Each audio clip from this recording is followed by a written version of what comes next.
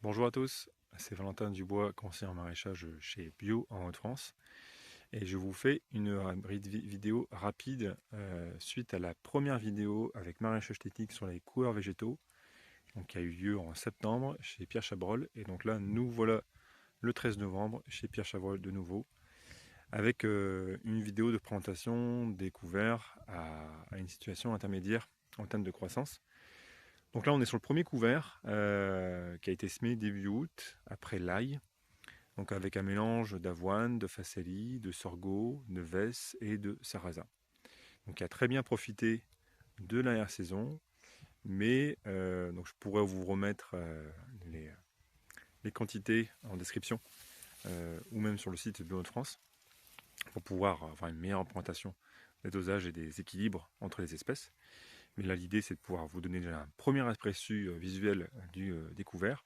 Donc là, il y a 3 dosages qui ont été établis. Donc c'est ce premier dosage qu'on voit là en face qui est le plus optimisé, le plus intéressant à regarder. Et ce qu'on peut noter tout de suite, c'est l'avoine qui est très présente en fait dans les passe-pieds.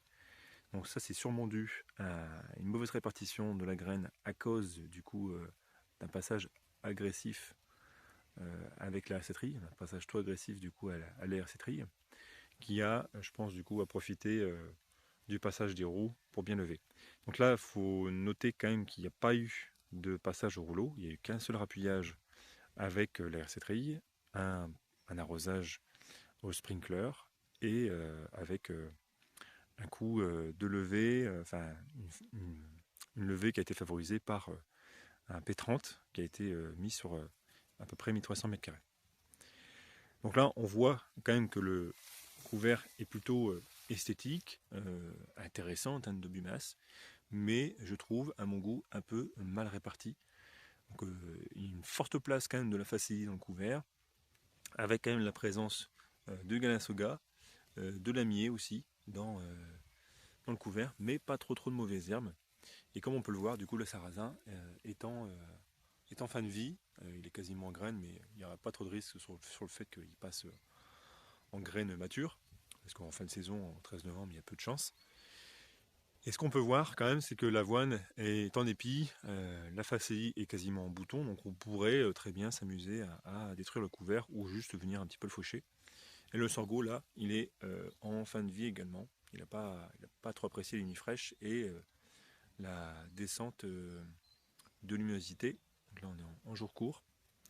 Donc un couvert plutôt intéressant en termes de biomasse et en concurrence par rapport aux mauvaises herbes, même si c'est encore du progrès vis-à-vis de la concurrence au Galassoga. Mais voilà, la vesse est pas très présente, malgré quand même une quantité de 1 kg pour une planche de 180 m² au total. Donc là, on voit globalement qu'il n'y a pas trop de vesse dans le couvert. Donc il y a encore du progrès à y mettre. Donc on va essayer de rester sur ce premier dosage pour l'optimiser avec un passage à la cétrier moins agressif et un passage de rouleau dans la foulée, si c'est possible. On poursuit avec le deuxième couvert.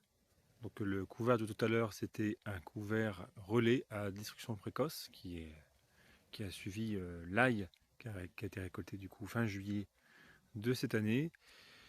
Là, on est sur un couvert à relais destruction tardive, où l'idée c'est d'avoir une première base gélive, donc souvent du sorgho, du sarrasin, ou même pourquoi pas de la facélie, même si c'est pas si gélive que ça, avec une base qui va prendre relais, donc le seigle, cette fois-ci, dans l'idée d'avoir une production de biomasse à la fois durant la période estivale qui reste après les oignons, et avoir aussi une deuxième période de production de biomasse au printemps.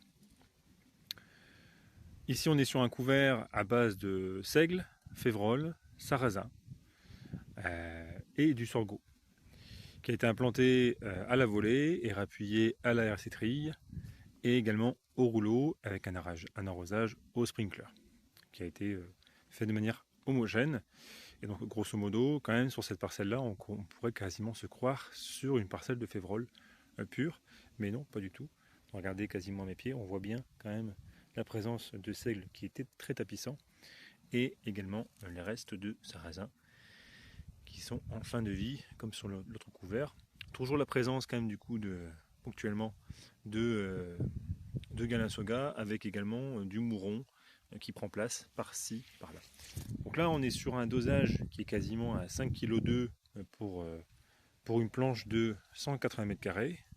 Donc on est en termes économiques plus cher. Donc je vous remettrai tous les éléments de dosage et les éléments économiques dans la description sur le site de Bureau de France. Mais on va sur d'autres dosages où on était autour de 3 kg 160. Et donc là on voit que grosso modo il y a beaucoup plus de Galinsoga. Ici c'est quand même un couvert qui est très intéressant parce qu'on est quand même monté en quantité, mais c'est quand même pertinent et judicieux de partir sur des dosages assez élevés, même si économiquement c'est plus engageant.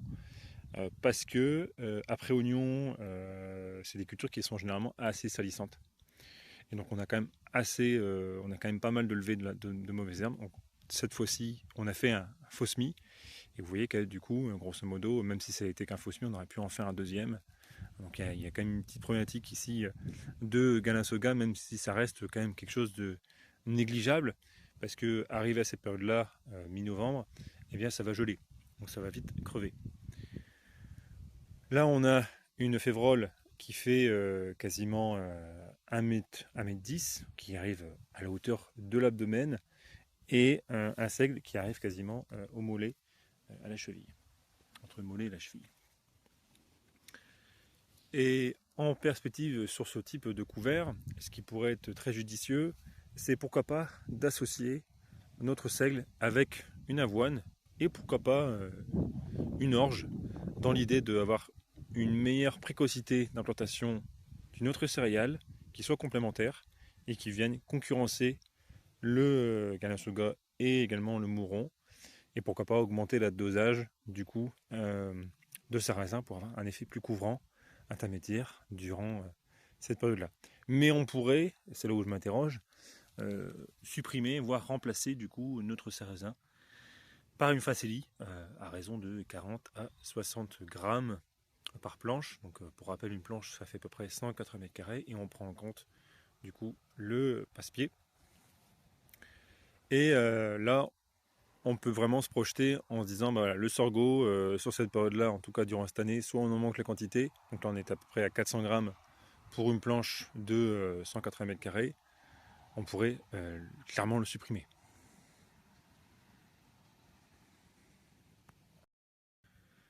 Et enfin, le dernier couvert que nous n'avons pas pu présenter avec maraîchage technique lors de la dernière vidéo en septembre, c'était après pommes de terre, récoltées du coup en août.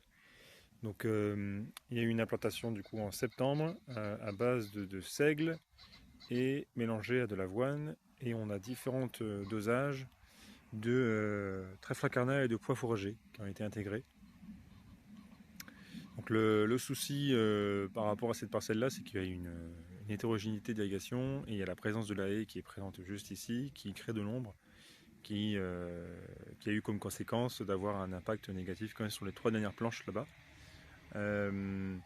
Néanmoins, ce qui est intéressant à noter, parce que pour l'instant le couvert est assez jeune, il n'a que 2 mois au total, on a un couvert qui arrive quand même au mollet, ce qu'on peut noter est plutôt propre, mais avec la présence quand même ponctuelle de mouron à l'intérieur du couvert, qui est plutôt nain, plutôt petit.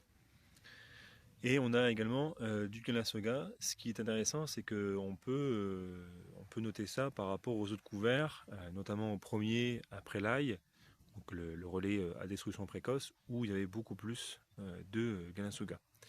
Donc il y a peut-être une liaison quand même au fait que ce soit de la pomme de terre et que ce soit plus propre, et donc on a une gestion du désherbage qui est plus simple, ou alors est-ce qu'il y a aussi une question de période et de densité par rapport à l'avoine et le seigle.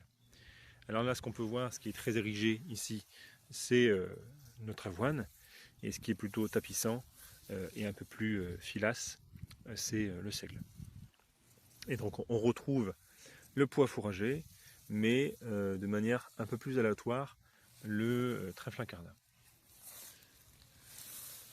qui se retrouve un peu plus en bordure ou dans les zones d'ombre et d'humidité. Pour l'instant, on ne peut pas en conclure de grandes choses par rapport à ce couvert, parce qu'il est relativement jeune. Donc là, on vous donnera du coup rendez-vous plutôt au printemps pour ce couvert-là. L'intérêt, c'est surtout voir l'association entre l'avoine et le seigle vis-à-vis de leur comportement en termes d'association, avec le pois fourragé et le trèfle incarnat, et aussi sur la question du désherbage, qui là pour l'instant reste plutôt positif. Et on est sur des couverts qui sont un petit peu moins denses, moins denses. Là on est autour de 2,9 kg à 3 kg, 3,3 kg, 3,4 kg, pardon, au maximum, il me semble. Donc on monte en dosage. L'idée là pour l'instant c'est pas forcément tenir des perspectives, même si on sent que on pourrait faire un mélange à base d'avoine seigle et uniquement de trèfle incarnat, ou d'avoine seigle pois fourragé, pour essayer de voir du coup les comportements différents. Donc pour conclure, on vous donne rendez-vous au printemps pour pouvoir réaliser une prochaine vidéo et en tenir d'autres conclusions sur l'ensemble des couverts qui vont être réalisés du coup à la fin du bercail. Merci à tous et à très bientôt.